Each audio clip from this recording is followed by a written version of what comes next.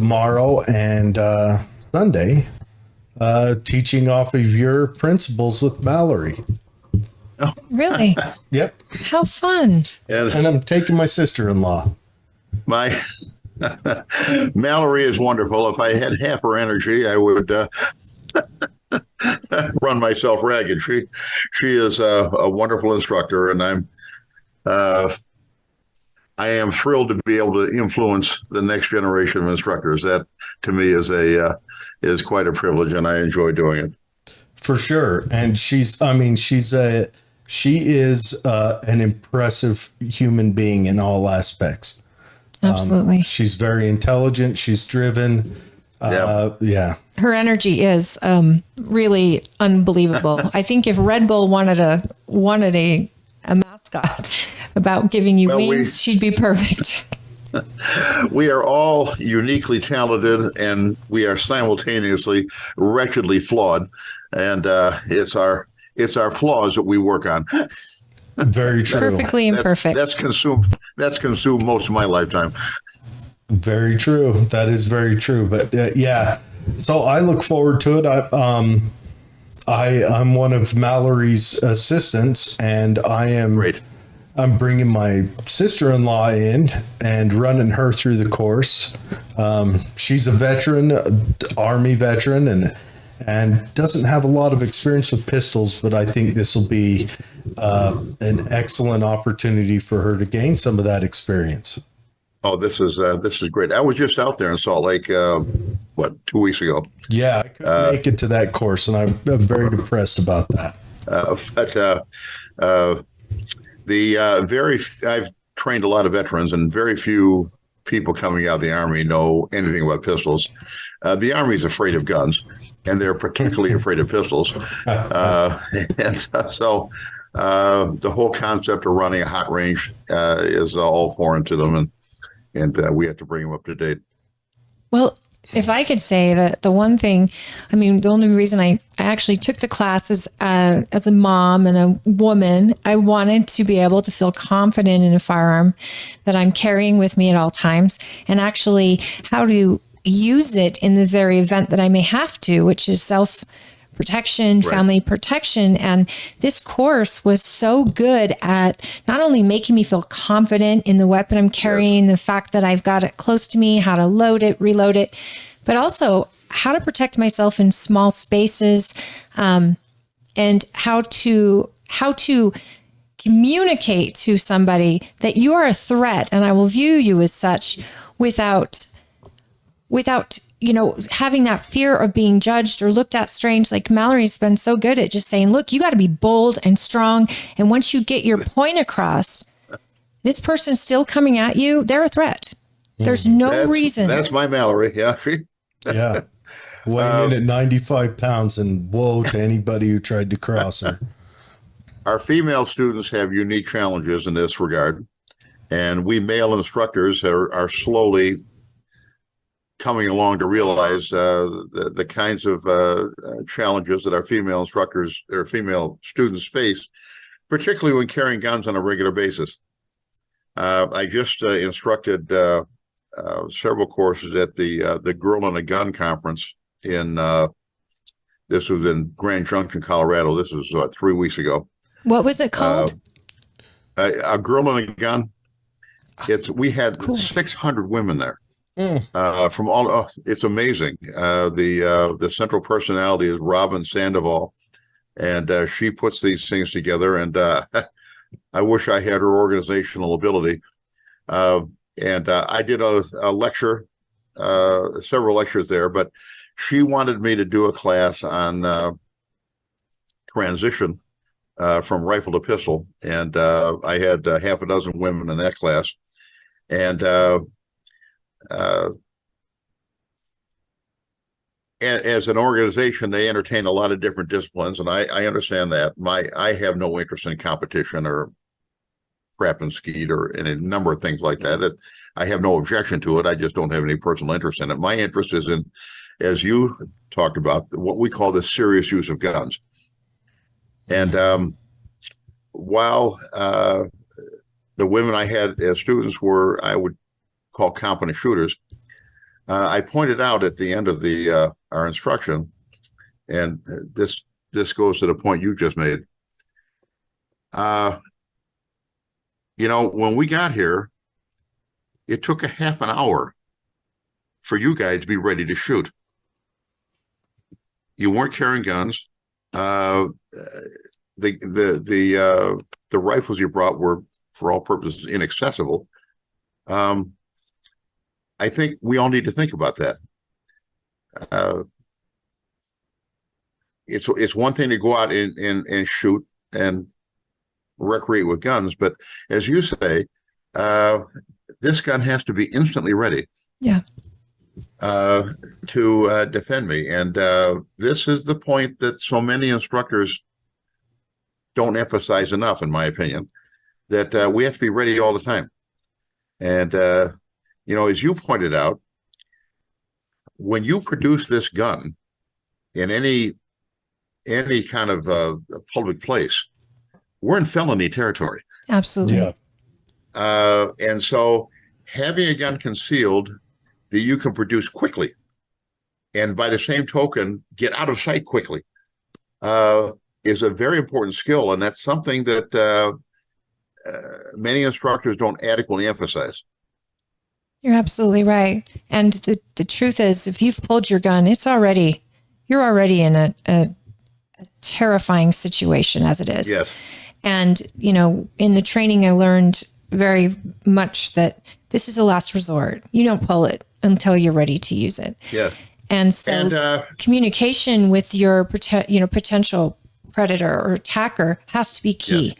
That you have communicated they are not welcome near you. You have communicated to get away from you. And at that point, it's got to be 1, 2. You've got your weapon ready. You are ready to protect yourself, but you're only doing that as a last resort. Yes. And as you mentioned, that's something else we don't emphasize enough, what we call aggressive disengagement, where we have our tape loops ready to go. I know what I'm going to say. Right. I don't mumble. I don't glance away. You make eye contact and you say, "I'm sorry, sir, I can't help you. You have a nice day," or words to that effect. But when you rehearse that time after time, there's some chance it's actually going to come out in an understandable way. Otherwise, You're going to mumble and you're going to project weakness and vulnerability, which is exactly what you don't want to do. And that's part of your training too. Yeah, you might become a bigger target if you project weakness. Well, and how many women are, and this was me, I was raised to be polite and to be nice. And so it's very hard and it's embarrassing at first to go through those loops where you're like, I cannot help you, or I'm sorry, sir, I cannot help you. When people like me are trying to be nice, we're trying to be polite, which many men and women are that way. But when there's a tidbit of fear in there, you have to stop being afraid and you need to be assertive. And that's something that I have to practice because I don't want to hurt feelings. And yet it could kill me. It could actually kill me by being polite if I'm not aggressively assertive. I think being rude and insulting is probably never going to be to your advantage. No. I think we can be assertive without being insulting. We have a expression in the police business, courteous to everyone, friendly to no one. Courteous to everyone, friendly to no one. Yep. You can be courteous, but you can still be assertive. And it's, again, we call them tape loops. I give my students recite this and recite it over and over, so it can come out.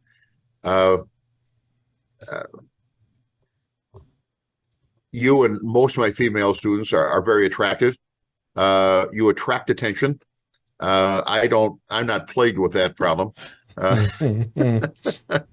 I'm a colossal bore, but you're going to get noticed. You're going to turn heads far more than I do. And this is, we kind of talk about this tongue in cheek, but we have to talk about it quite frankly. Yes, you're going to attract attention, most of which you don't want.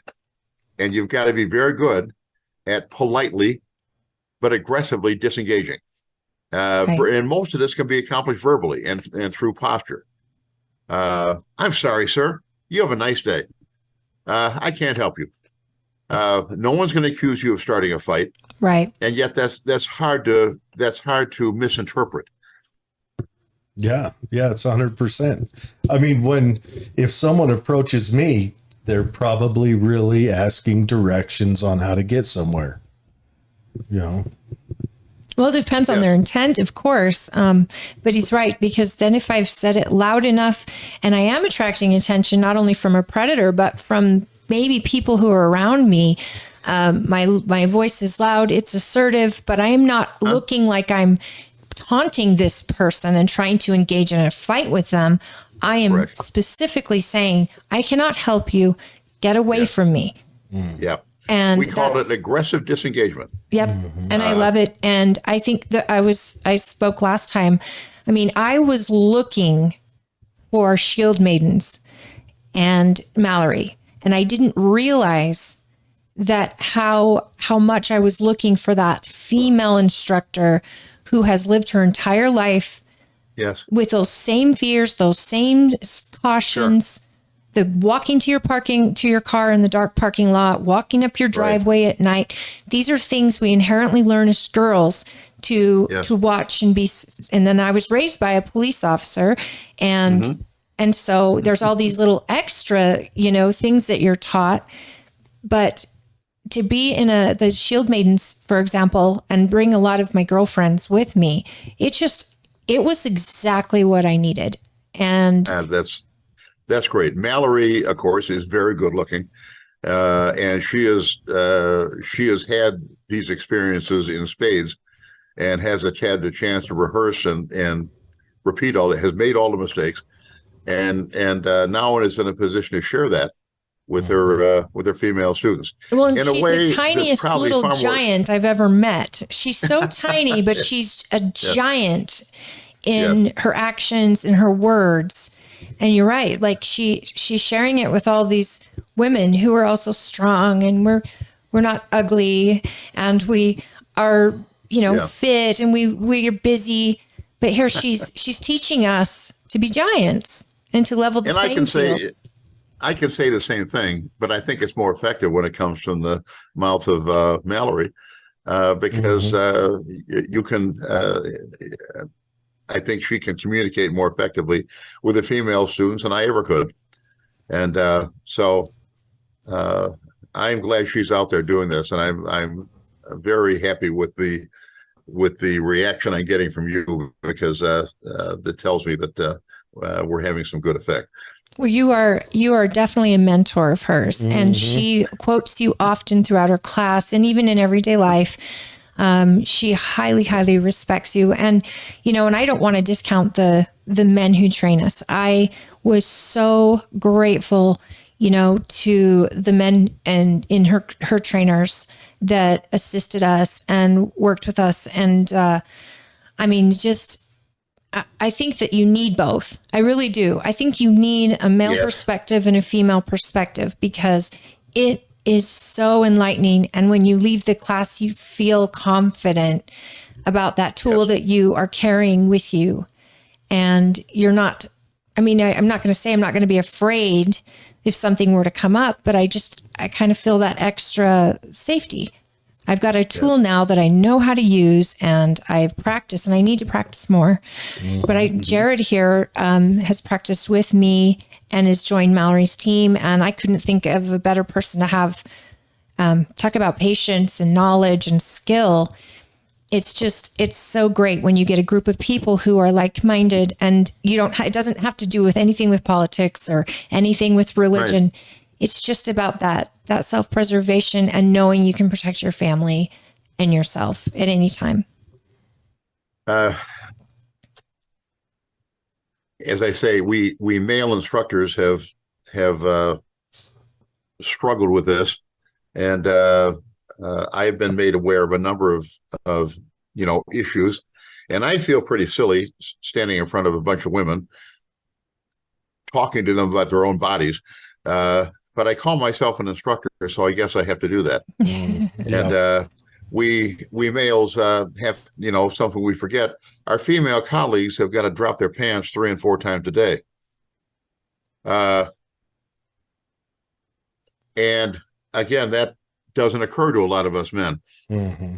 And why our female colleagues don't like to load up their waistband with all kinds of stuff the way we males do, because it makes going to the bathroom a 20-minute project. Right. And you have to do that 3, 4, 5 times a day. And so sometimes other options, work better for our women. Well, it took me, I had to be told that by my wife Vicky and other, my female instructors, that all the ways we have of looking at things, we have to understand our female colleagues have to look at them a little bit differently. Well, and I like to wear dresses, and I like to wear things that are fitting. And so concealment has got to be pretty, I got to use my imagination, but I figured out a way. And if it's not on my body, then it's in my bag, which is attached to my body. Yeah. Right. I heard that your wife instructed a course using a handbag as her. Yes. And so that excited me because, again, Holly's a good friend of mine. And so she carries in a purse. I would like to see her run a course with a purse. Yeah.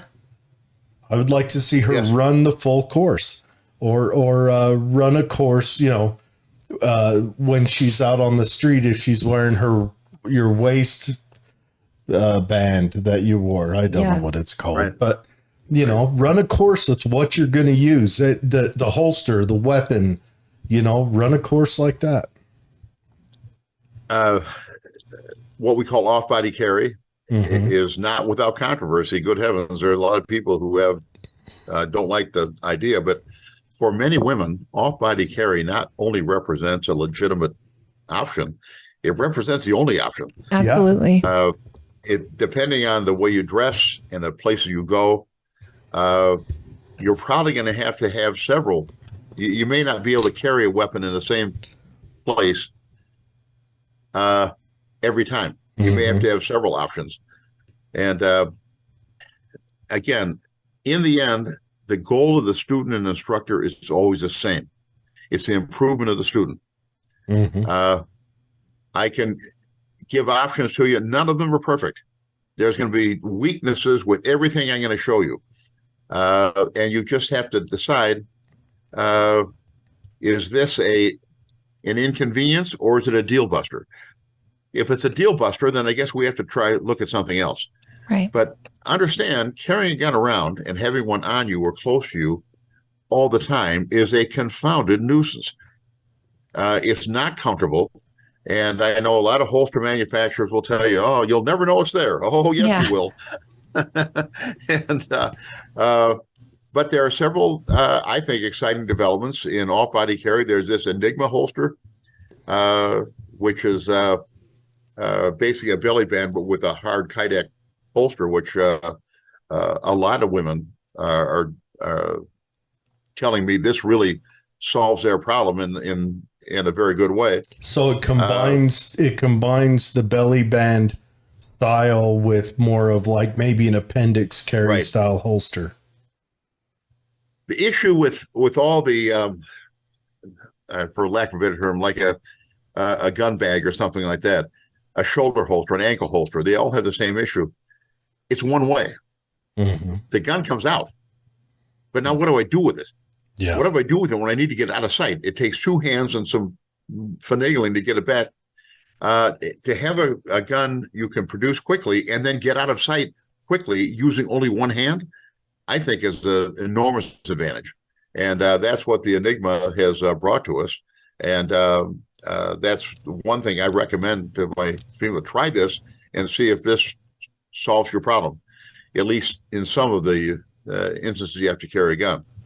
And will you explain like the get out of sight portion of it? You mean to get as far away from the purpose possible? No, it's reholstering, putting your weapon back. What I'm talking back. about is getting the gun, the fewer people who see this gun, the better off you're going to be. I got you. When you produce a gun in a public place, you're probably going to be charged with a felony. Now, the argument your lawyer is going to make is, well, okay, that's regrettable, but under the circumstances, it was a reasonable thing for my client to do. That's the argument that they're going to make.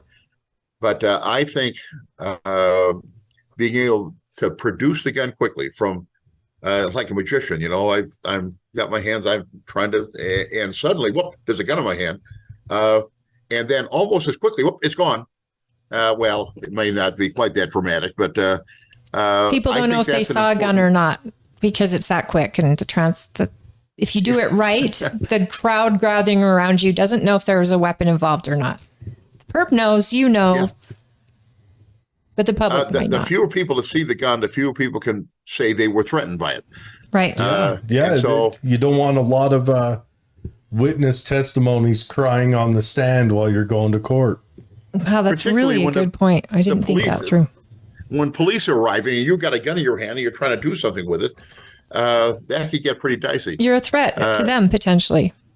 Yes. So that's being able to get the gun out of sight quickly, I think is important.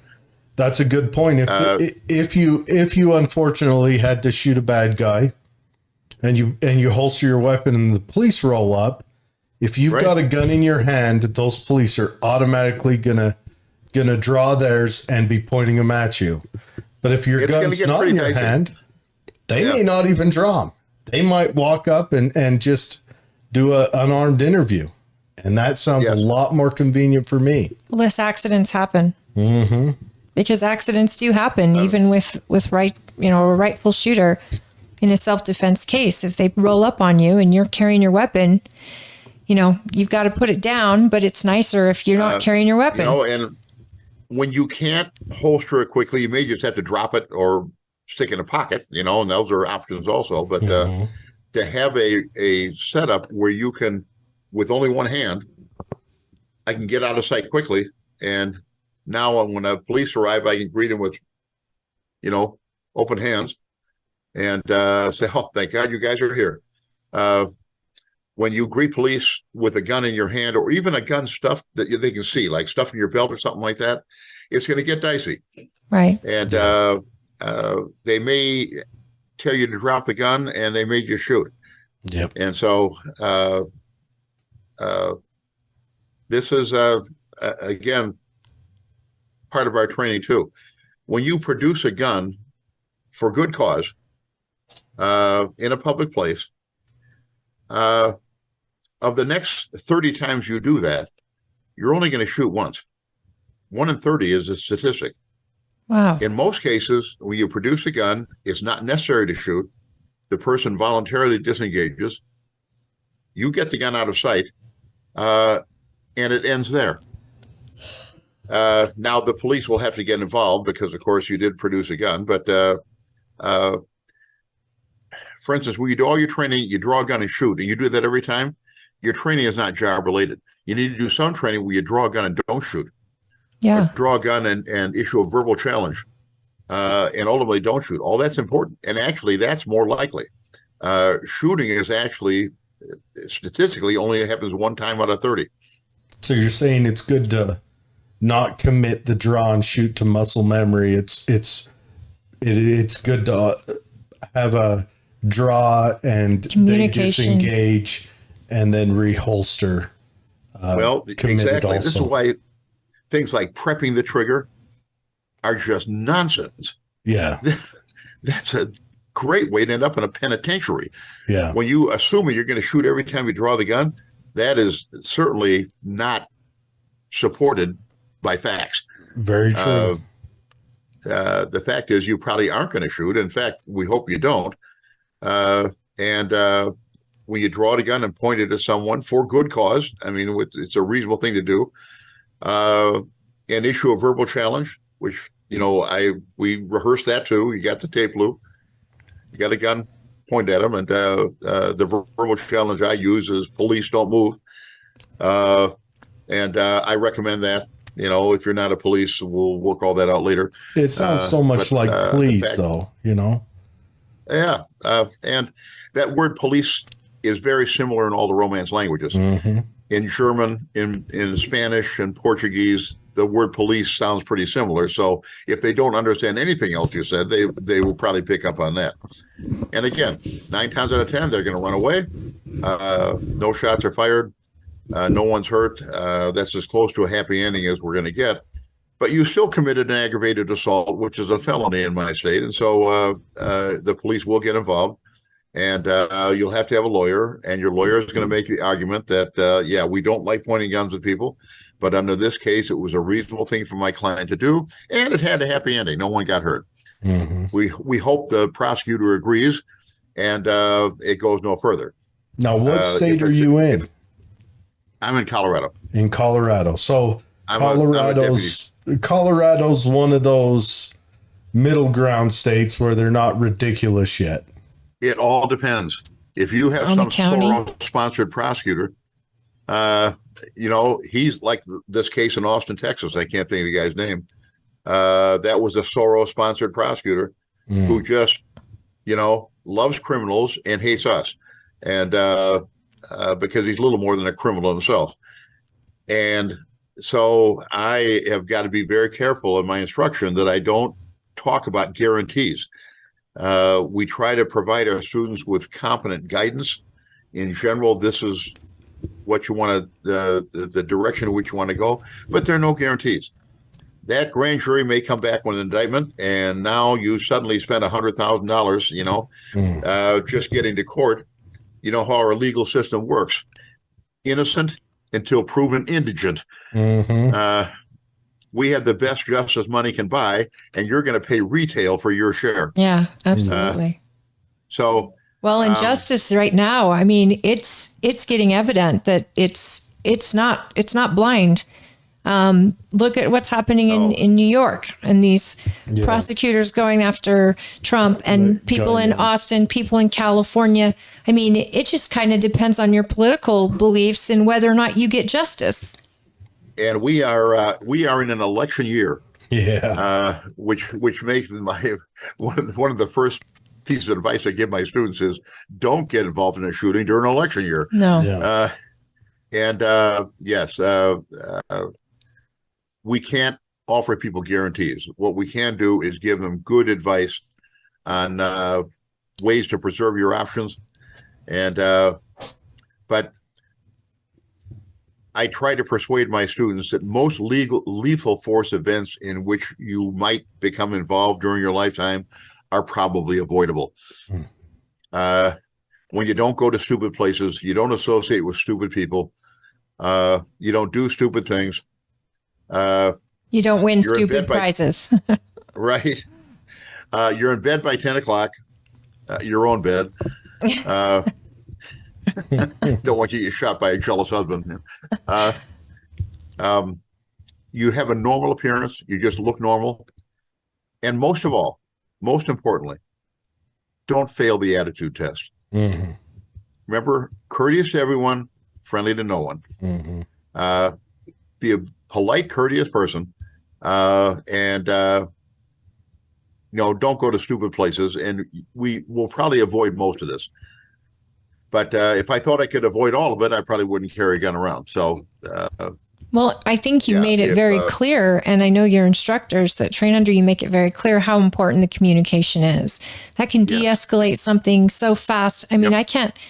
And, my father was in law enforcement 41 years, and he was actively in shooting situations where he unfortunately killed a person when I was 16, but he was a justified shoot. And then he was robbed at gunpoint and actually got a couple shots off then during a terrible bank robbery or a diamond heist type thing. Twice in 41 years did he actually have to pull his trigger that I know of. It's so rare that you actually do have to engage, but those times it was kill or be killed for him. And I'm lucky he survived those. But, not everybody is that lucky. And a lot of people are in, victims, they're walking around, and you're right, they're in stupid places. They're making stupid decisions, and they find themselves But again, in this country right now, with the crime that's happening in countries like, I know of people that have gone to New York for their first time and they get held by gunpoint. They get robbed at gunpoint when in an area of New York or even Salt Lake City, where it used to be safe to walk downtown at night. People are having crime happen to them. So it's even hard to discern which is a stupid place and what isn't, other than the time, maybe. Really, I wouldn't go any place in New York City. No. Nor Chicago, nor Detroit, nor St. Louis, nor a dozen other places. Oakland, LA, New Orleans. There's nothing there I want to see. Yep. I've kind of got a policy. I stay away from big cities. I just won't go around them anymore. They're crumbling. It's going to get far worse. Yeah. We're in the Caligula era of the fall of Rome, and I'm going to stay away from the bread and circuses. Yeah. It's going to get much worse. And we're coming into an election year now, so we have to be especially careful. So true. Again, the Democrats regard American gun owners as domestic enemies. Yep. They have no love for us at all. And Democrats in politics, especially Democrat influenced prosecutors, right? Particularly those sponsored by Soros, hate guns. They hate gun owners. They hate cops. Mm-hmm. They love criminals. Yep. We're as a society, we're turned upside down. Well, down here at the peon level, there's not much we can do about any of this, except be very careful. And something else I should probably mention. Can you see me? Yeah. Okay. You froze there for a second. Oh, we were listening intently. Yeah. I don't think we said anything or moved. This was one issue with this case in Austin that just went down, and the governor said he's going to pardon this person. I wasn't involved in that case, but he has to wait though for the probation or the pardon board, the parole board, to actually give him the recommendation first, right? Isn't that Texas law that the governor can't just pardon someone? The parole board has to ask for it. Not having the benefit of a law school education, I'm not sure of all the nuances of all this. We'll see as they argue back and forth what can be done. But here's something that came out of that case that we can all benefit from. Do share the case in case people don't know what one you're referring to. Yeah. This was the case where he was an active duty Army sergeant. Oh, that was working as a Uber driver on the side to make extra money. And inadvertently, and certainly through no intention of his own, drove into a BLM protest riot, if that's the right word. Yeah, we'll call it a fiery but mostly peaceful protest. Right. Well, during this mostly peaceful protest, a guy with an AK-47. Yeah, a guy, and he wasn't. This isn't cross-racial. The guy was not black. No, he was a white person with a Kalashnikov. And apparently he shows up at all these. I just want to throw out there real quick. The Air Force guy, because the guy who was shot was Air Force veteran, with a battle rifle, lost to an Army guy with a pistol. Just throwing it out there. He's Army, so anyone. In any event, he approached him and actually raised the rifle in his direction, and wasn't he was in his vehicle, and this group of people approached his vehicle. He shot him and from the inside guy the vehicle. Displayed was it an AK-47? Yes, it was a Kalashnikov. It was. I wanted to say it was a Kalashnikov. Yeah, it had a magazine in it. And then this guy in the vehicle shot because the rifle was raised at him, and then he was tried and found guilty of murder. This happened in 2020, and they sat on it. Yeah. Right. The sat on it until a DA wanted to make a political point there in Austin. In an election year. Correct. So I don't know all the details that say I wasn't involved, but here's one thing I do know, and one thing we can learn from this. We all have to be very careful about what you publish on social media. Mm-hmm. Even things you say in private conversation, although they're hard to research. Social media is easy to research. when you're involved in a shooting, I can promise you, the prosecutor will scour the internet. Every email you've ever sent, things you publish on Facebook and all that, looking for threatening comments. And apparently in this case, there were several that fell in that category. And that's what this prosecutor seized on. Now, judges should never let any of that in. No. That's irrelevant. Right. But I can tell you, in the cases I'm involved in or have been involved in recently, judges are letting this stuff in. What church do you go to? What judges are advocates for these groups? Why is any of that have anything to do with this case? And yet, judges are letting this in. And when you have said on internet threatening things like, "Yeah, I think they ought to shoot all those people," or something like that, statements like that, you are going to be very sorry you said anything like that.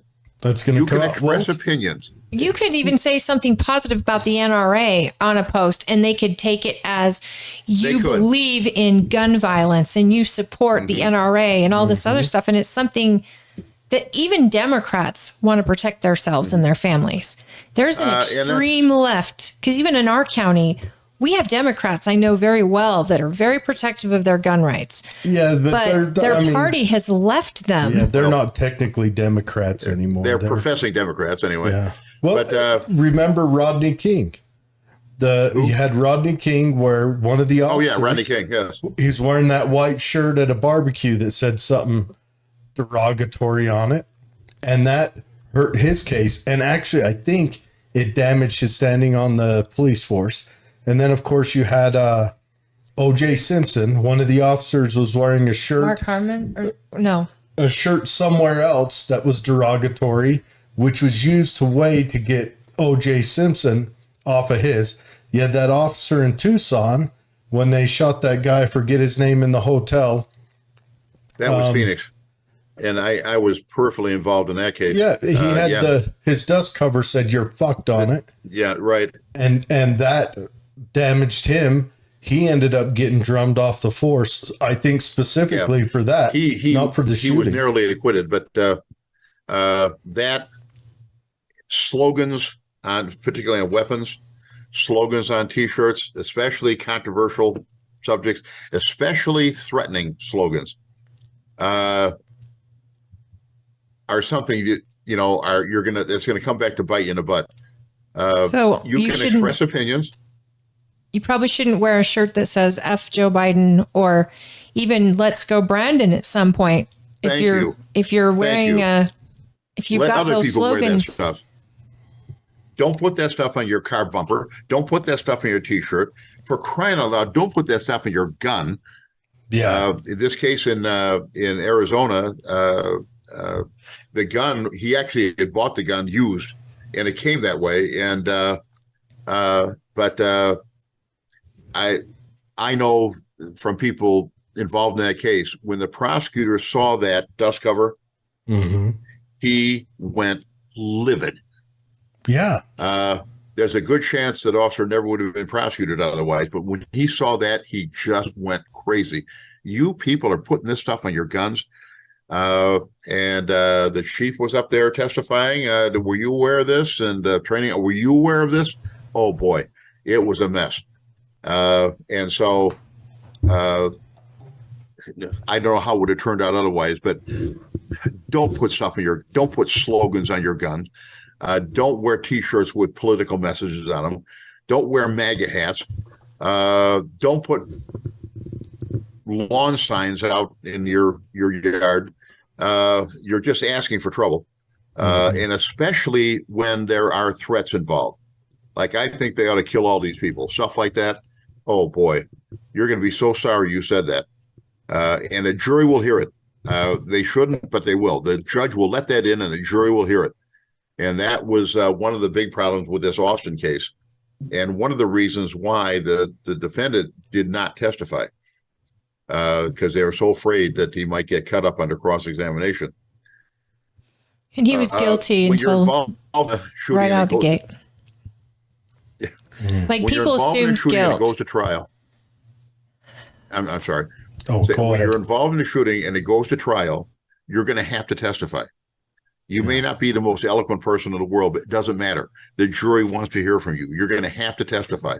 And I've been involved in several trials, as an expert, where the accused on the advice of his attorney did not testify. It never comes out good. Never. And most attorneys don't want their client to testify because they get jumbled up. So that's kind of a catch-22. Well, I think the difference is in a shooting where you did it, you want to testify because you want to portray to the jury why you did it. Your state of mind. You want to gain sympathy. If you're on trial for a questionable whether I did it or not, you don't want to testify because that gives the lawyer a chance to just get you to admit guilt. What about the case in Texas where the man, we had this show all about it, where the man was in the taco restaurant and he ended up putting that extra bullet just at the very end.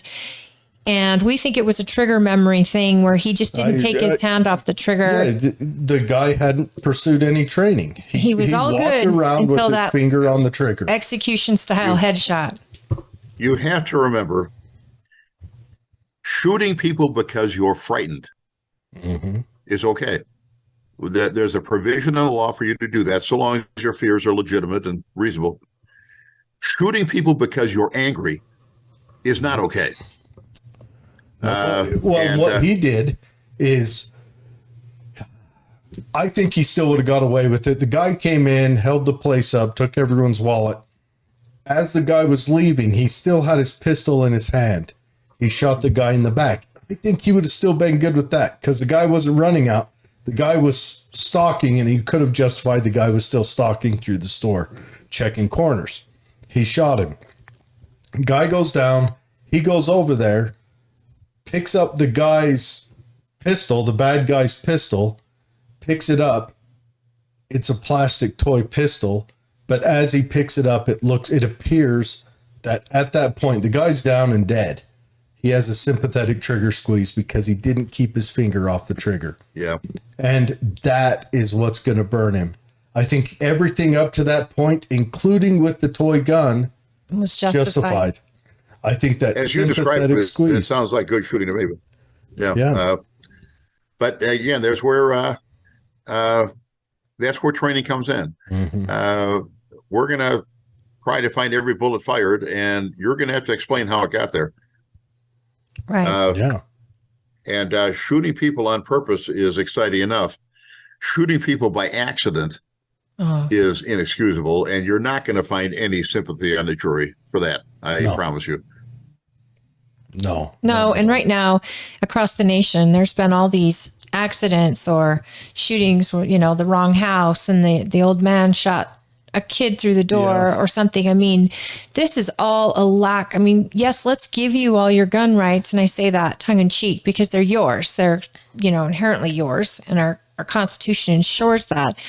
But then you get these people who, it doesn't matter their age or their gender or anything. They got scared or they assume or they're angry and they have no training and they make a mistake and they expect sympathy. And you're going, why would you shoot through your front door without making sure you're communicating? You got the wrong house, kid. I mean, you just killed a kid. The hard part about that one is we don't know the circumstance of the neighborhood. Is it a common thing that people break into the house? I would make a judgment call on that. Obviously, he was wrong on that shoot. I don't think you should ever shoot if you can't verify your target. You can't shoot if you can't verify your target. I mean, that's it. If you don't know what your target is or what's behind your target, you're taking a risk that is extremely dangerous for your future. Yeah.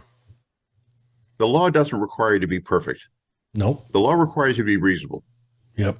The fact is, people who shouldn't have driver's licenses. Absolutely. Yeah. And I bet you know people who should never be allowed to get women pregnant. Or be moms. Yeah. Yes. But, and most of those people probably shouldn't own guns either. But we live in a free society where even idiots get to do all these things. And that's part of the price we pay. when I give advice to individual students, the world is full of stupid people, and they're going to do stupid things, and they're going to ruin their lives, and there's not much I can do for them. I can do something for you because you're my student. I can help you to avoid most of those pitfalls. And while I can't offer you a guarantee, I think most of the terrible things we're talking about here are probably avoidable with good training and a good personal philosophy. We can probably avoid most of those. And that's the business we're in. That's what we do. Excellent. Yeah. So, can you give us and the listeners a rundown on how you got started with your business? What gave you the idea? How long you've been doing it? I know we've circled the ranch already. Now let's get a tour. Yeah. Well, it started out, I showed my parents very poorly. I was hoping to be a Rockefeller or, a rich kid, and no such luck. Now, when I got back from Vietnam, I was there for 51 days. I got my third Purple Heart on my 51st day. Well, what unit were you in to get 3 Purple Hearts in 51 days? And what branch? Yeah, that was when I got there. I was an infantry platoon leader, young second lieutenant. We had contact every day from the day I got there to the day I left. We had what unit were you in? I was at Golf 27, First Marine Division. What was the division? Yeah.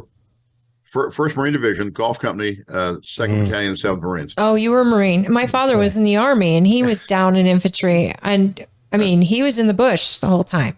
He couldn't understand. He'd come home with some issues.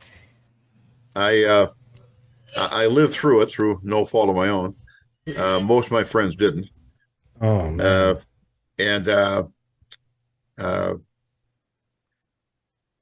I wrote a paper when I was still on active duty. The title of the paper was Living with Guns, where I made the case that in our training in Quantico, we were taught how to operate weapon systems, small arms and various weapon systems. No one ever taught us how to live with them. Mm-hmm. Because it was all this risk aversion, God forbid we get anybody hurt in training. And so when I get overseas, suddenly I discover that we're living with this stuff all the time. There's, hand grenades rolling around. They're all live. They're all ready to go all the time. Your guns are ready to go all the time. And if the American public ever discovered how many of our own people we killed, just through stupid gun handling, we'd have a revolution. My goodness. Well, wasn't that one of the major deaths during Desert Storm was back in the barracks? An infantryman cleaning his rifle. We call it fratricide. Mm-hmm.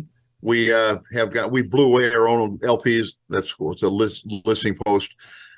Just because we're trying to fight a war with teenagers, and they're just not careful, and there's no time to train them adequately. And drafted teenagers too. We can't fight a war with 50-year-olds. We have to fight a war with young kids, and there's never enough time to train them. And well, anyway, I wrote this paper, and didn't make many friends doing that. But then when I went to the police academy and became a police officer, I discovered the same thing. It was the blind leading the blind. The people teaching us had never been in gunfights. They didn't know what we ran cold ranges. It was all a joke. And so, I got a wild hair in my ass and decided I can do better than this. And so I started knocking on doors and offering to train people and like to starve to death, for for a while. But that's what I've done for the last 50 years. I still work with lots of police departments, and I still work with lots of non-police students. But the principles, the stuff we discussed today, none of that's changed very much. Yeah. We still, there's a lot of people doing this, and we have differences. We don't agree on everything, but most of what we teach, particularly with regard to gun handling, is pretty universal. That if you're going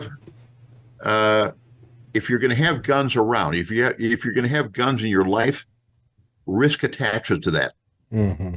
No matter how careful you try to be, no matter whose procedure you use, risk attaches to that.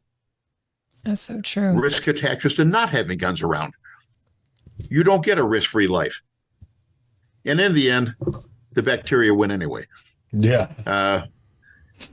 But most of the gun accidents, upwards of 98% of the gun accidents that you might ever be involved with, are probably avoidable.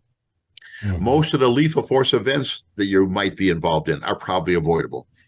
But it takes training. And we can't do it by watching a video. I have to sit my students down, and we have to talk to them. Then we have to go out in the range and exercise this. So there's some chance that when you actually have to do it, you can do it. Right. We can talk about doing it all the time, but we have to get out in the range and actually do it.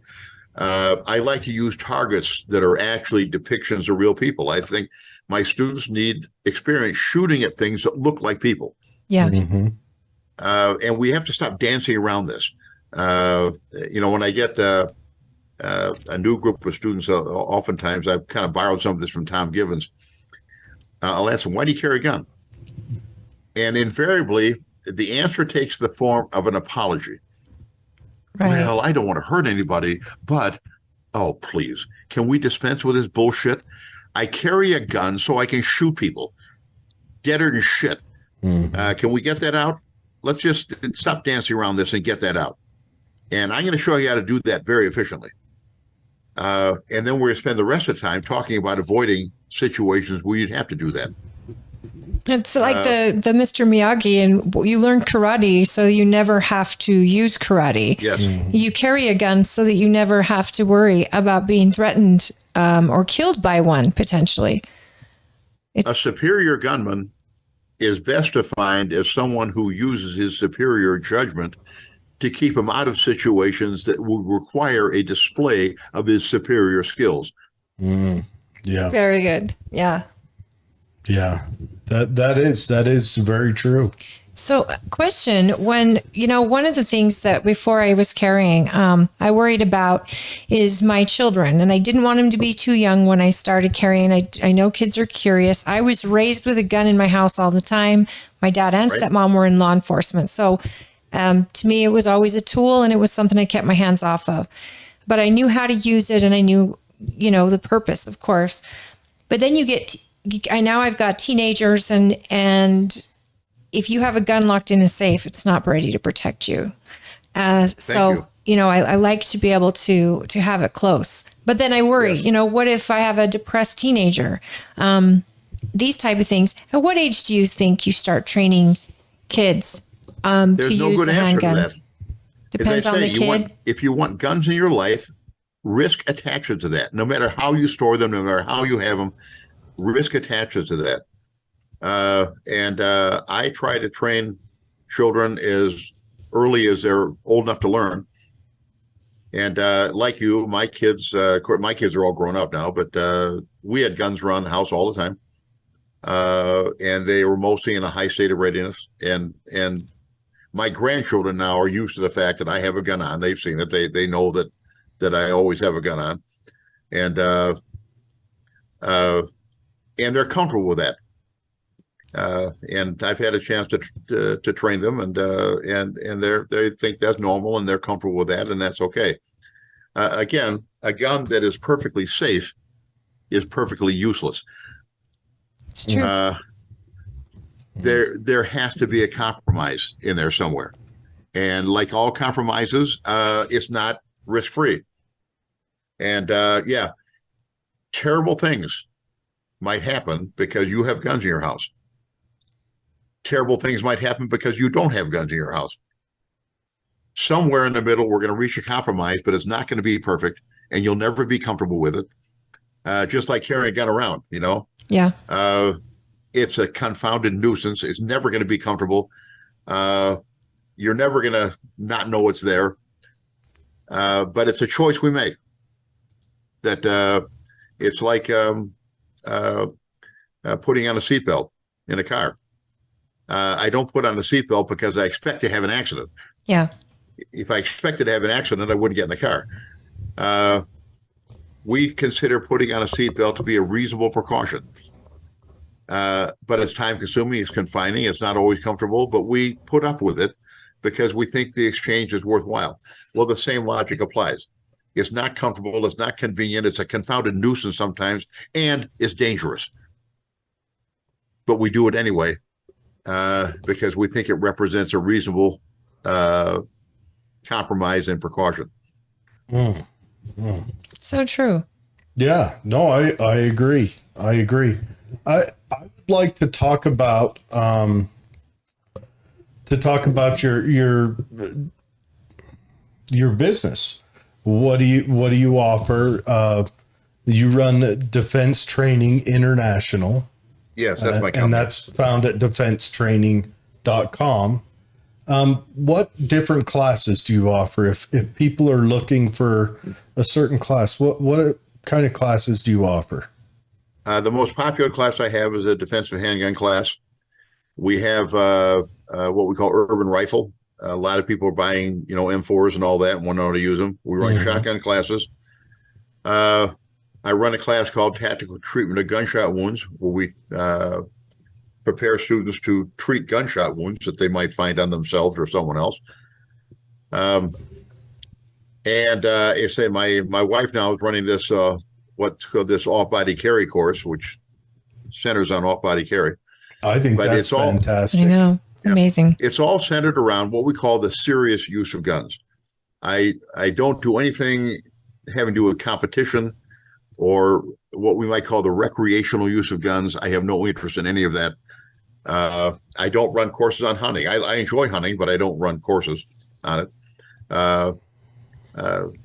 Everything we do is oriented towards the serious use of guns and the use of deadly force, and that's what I've done for the past 50 some years. And the joy I get out of this as an instructor is when I hear your comments, to know that one of my instructors now has influenced you, and so now I have some influence by proxy. Yeah, and that to me. Yeah. Being able to influence the next generation is very exciting. Well, I'm 78 years old now. She is very good. You're 78? Yeah. Wow. So great. I have no plans to retire. I'm having too much fun. But there'll be a time when I will, or maybe I'll drop dead in the middle of a punchline or whatever. And so my ability to influence younger people, the next generation, and advance this art and carry this art on, to me, that is very exciting. And that's what gives me the motivation to get up every morning and get to work. I love it. Well, I love it. If you listen to the left-wing media, there's a generation of kids right now that are terrified of the gun. They're terrified of going to school. And because of the fact that that's the tool used to hurt kids in modern day, and yet the tool needed is even if we have armed police at every school, I mean there's always right now we've got the media telling our kids that you're terrible if you own a gun, that you hate, and the truth is our founding fathers knew that's what's going to set us apart, that we were going to be in charge of our government. Now, when Biden says something like, well, you don't have nukes and you can't own a cannon and there's no reason you'd need to take on the whole military. To me, that's a very veiled threat against the American people that make me even more apt to want to protect myself. Lightly veiled. Well, I notice all the guns protecting him are the ones they want banned from the rest of us. You know? Absolutely. And every other famous person. Apparently M4s, when they protect politicians, are just fine, but when they protect you, they're unthinkable. So they're a bunch of hypocrites. I have very little respect for any of them.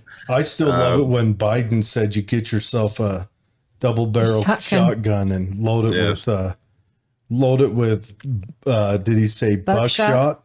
And you step out on the porch and just let it loose into the air. He advocated shooting through the door, I believe. No, just shoot. But someone asked him after that, how many of your bodyguards carry double-barrel shotguns? And of course, the Secret Service guy, we don't have any of those. Yeah. Why? We Well, have if they're far so good at protecting superior. people, why don't you have one? Exactly. No, it's. I mean, let's face it. I know I wouldn't want to be in charge of a nation that's on the brink of financial failure and have an armed populace who is very pissed off at me. But I'm just throwing that out there. No, this has gone on for decades. I mean, it's any tyrannical government and people with potential to be, they have to get rid of the guns in the population's hands. Otherwise, they can be stopped. So you're always, I think you know whose cards are on the table by the people trying to get rid of your guns. Thank you. And all that's true. But down here at the peon level, there's only so many things we can do, but we can take steps to protect ourselves. Mm-hmm. And that's what I try to concentrate on. And, maybe someday we'll turn this around and we'll turn this national decay around. But I don't know. I don't move into high levels. I'm down here at the peon level with everyone else. But I'm satisfied that this body of knowledge that we teach now, that didn't even exist in any codified way 50 years ago. And now it's there, and we can teach it, and we can teach it in a way that people understand it. It's important to me that this body of knowledge, this art we teach, continue to be advanced and continue to be taught. Well, it's not just a body of art. You've made it into kind of a science. Well, and it's a philosophical overlay. Yeah, but you've made it to where here's your process, here's your steps. This is the way to keep you from, to have the best chance of keeping you from an engagement. Here's how you deal with an engagement if you can't avoid it. Here's how you remove yourself from the engagement afterwards, or encounter law enforcement when they come because the engagement was unavoidable. Yeah. I can imagine. And here's what you say and here's what you don't say. Yeah. Well, and nobody, I never even thought of that before until I took Mallory's class. Like, okay, I've shot a bad guy. He's sitting in my living room. Bad situation. The police come in. Even though I'm so police friendly, I still need to think about a jury in a year or two that's going to have my life in their hands. So I do need to lawyer up. I do need to make sure that my father was involved in a shooting back before they even had the representatives come in, before they testified to a group. And he said most of it was because he was in shock still, and he didn't know what he was saying 2 days after the fact. And the truth is that the human body and the brain will do that. It'll protect you from that shock and that awe. And what you need is to know this one simple phrase: I'd like to speak with my attorney, please. And no comments. And, and not be afraid to say that to law enforcement. Yeah. It's so important. The countless lives you've affected with your work. It's got to be extraordinary, especially for people in law enforcement. I bet you have fewer accidents. Any law enforcement officer that is actually working with this tool every single day in their job, but they're also learning outside of their job or at work. I know Fred Swain, he's a deputy for our department, and he trains with your methods, and he's part of Mallory's team. And my goodness, that has to be a game changer for police officers and deputies when they have utter confidence in their abilities at home and on the job. I mean, it's a game changer what you've created. Mm-hmm. I give my police students the same advice, about what to say and what not to say. There are a lot of prosecutors, especially on a federal level, U.S. attorneys, who are very interested in prosecuting police officers. They think that will propel their career. And the closer you get to the federal level, the more intense that becomes. And so, or even my police officers got to. Yeah, we have one here in Salt Lake City that uses police officers as election bait, and he's ridiculous about it. I mean, it's that cynical.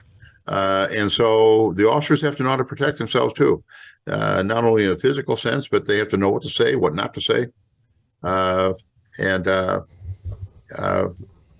Again, your background is that I should be polite, I should answer questions and all that. Not now. Not now. I'll tell you what to say and what not to say. That's part of the class. You need to know that.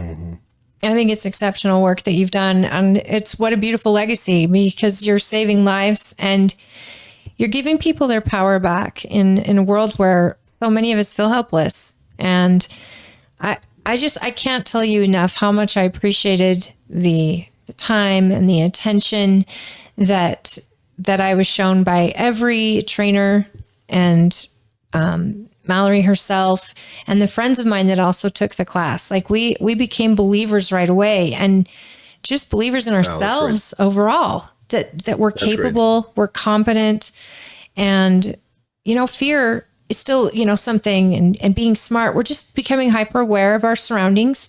We're teaching our daughters and our sons, how to be hyper aware of their surroundings, but doing it in a way where it's a level playing field rather than your prey walking around. Thank you. And I well, really, as you could probably tell, I would make a poor employee. If I were an employer, I would never hire me. Yeah.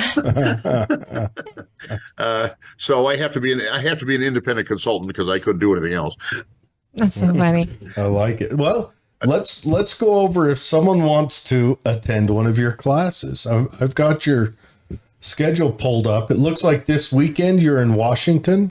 I'm in Washington this weekend. Onalaska, Washington. So if anyone out there is in Washington, it may be too late to sign up for it, but it's never too late. They can always join us. So you've got an advanced urban rifle. And yes, and going on at the same time, I think this would be your wife is running an off-body carry. Is that correct? Correct. In Wichita? Correct. She's in Wichita, Kansas tonight.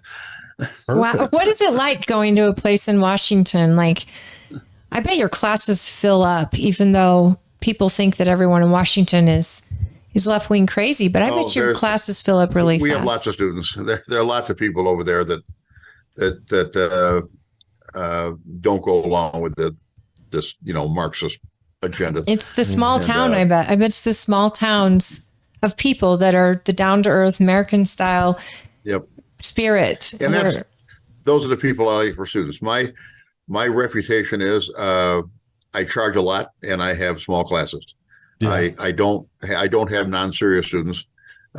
People come to me, they're serious, they want to learn, and those are the people I don't want to work with casual people who don't know why they're there. Yeah, I can get that. And so, but if anyone wants to join us, they go to the website, as you mentioned, is defense-training.com. Yep. All the classes are listed there.